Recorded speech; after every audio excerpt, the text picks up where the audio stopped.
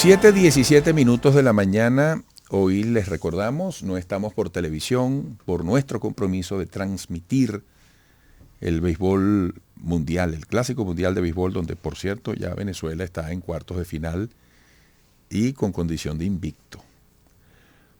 Ayer veíamos cómo Puerto Rico de alguna manera sorprendía. Son equipos muy parejos, pero a República Dominicana había un pitcher ahí que empezó a sacar out seguido y yo me quedé loco hacia el final.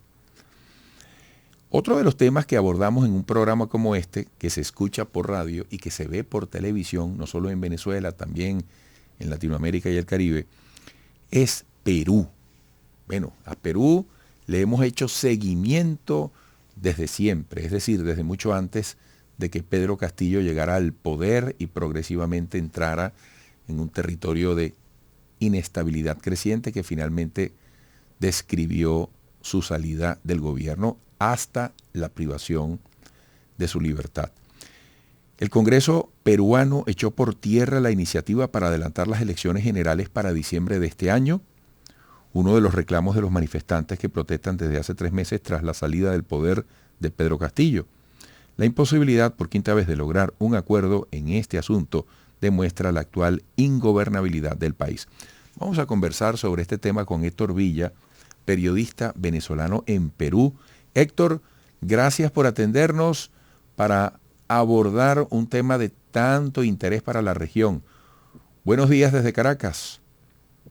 Buenos días, Eduardo. Muchas gracias también por la oportunidad de conversar sobre este tema que por supuesto es importante, ¿no? Para un poco la democracia y cómo se ha desarrollado este proceso acá en el país, que como tú dices ya son un poco más de 3 meses desde que se viene discutiendo esta propuesta, desde que se iniciaron las protestas el año pasado acá en el Perú.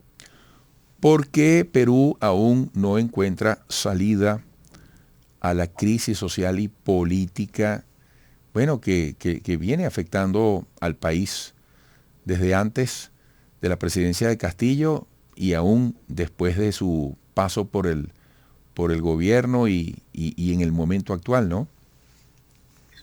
Sí, creo que ahí hay un punto bien importante que tiene que ver con un poco la percepción que tienen los congresistas de cómo se desarrollan y sobre todo escuchar estas peticiones que viene haciendo la gente desde los diferentes sectores que desde que se dio este proceso de vacancia contra el expresidente Castillo, eh, han estado pidiendo en un inicio pues que se haga esta reforma, esta petición de nuevas elecciones para poder elegir a quienes serían los representantes del Congreso y también la nueva presidenta o presidente del país para este periodo que quedan de estos años hasta el 2024. Sucede que el Congreso de alguna manera ha tratado de dilatar y es un poco también la percepción de la propia comunidad peruana, porque simplemente pues allí tienen beneficios, pueden aprobar leyes, obviamente pueden recibir dinero. De hecho hubo una investigación reciente que la Fiscalía estaba tratando de impulsar porque algunos congresistas habían, si bien tienen algunos beneficios que el propio Estado, el propio Congreso les da para que ellos puedan movilizarse en viajes, porque hay algunos que obviamente no viven necesariamente en la capital, eh, eh, a- se daba esta situación de que tenían exceso en los costos de los pasajes, en los viajes que realizaban de manera en el Perú.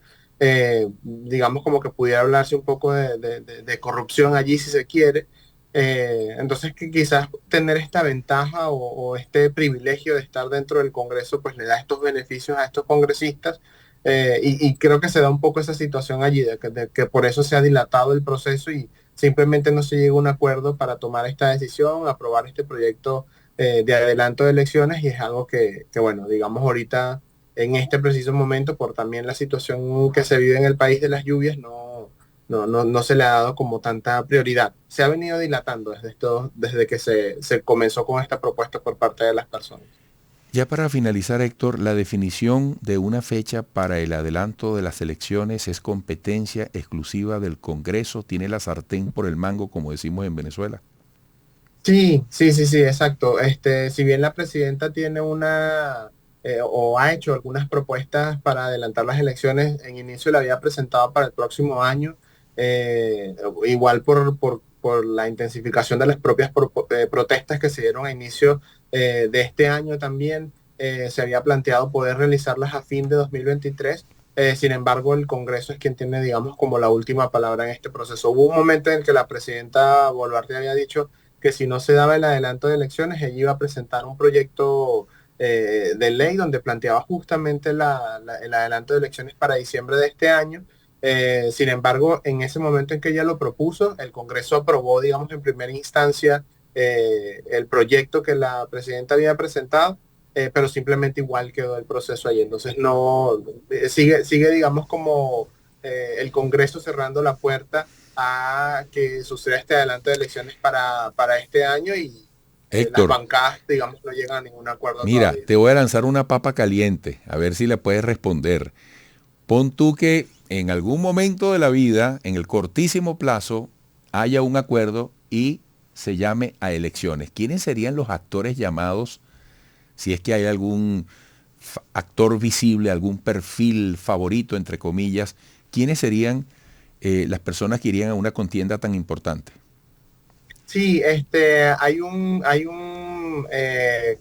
candidato que, digamos, es como uno de los que más ha venido haciendo proselitismo y quizás se pudiera llamar campaña política, Antauro Humala, eh, que es hermano de un expresidente peruano. Lamentablemente esta persona es un poco radical en su discurso, y de hecho en algunas actividades que ha tenido en diversas provincias del país, él ha mostrado en estos discursos su interés en lanzarse a la presidencia, pero siempre utilizando un discurso muy radical, diciendo que va a controlar los medios. De hecho, se ha referido a la migración venezolana, que dice que los va a devolver a su país.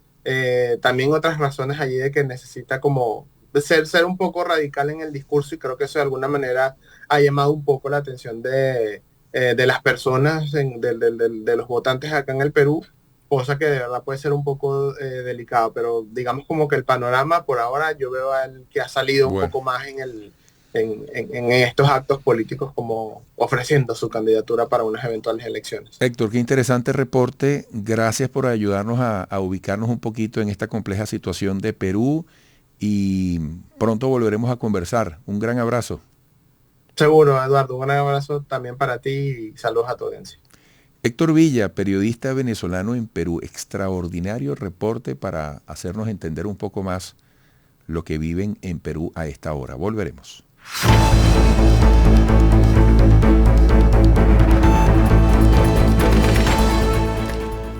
Amigos,